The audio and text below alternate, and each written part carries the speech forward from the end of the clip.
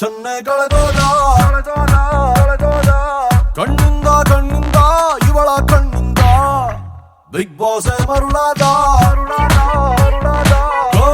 ಕಣ್ಣ ಹೊಡೆದಾಳು ಕಿಚ್ಚನದೆಯಲ್ಲೇ ಕಣ್ಣ ಕೊರೆದಾಳು ಪಟ್ಟಾಗಿ ಗೋಡೊಂಗೆ ಹಚ್ಚಂಗಾಯ್ತು ಬೆಂಕಿ. ಹೌದು ಸ್ವಾಮಿ. ಮಾಮು ಮಾಮು ಮಾಮು ಸೈಲೆಂಟ್ ಮಾಮು ರೇ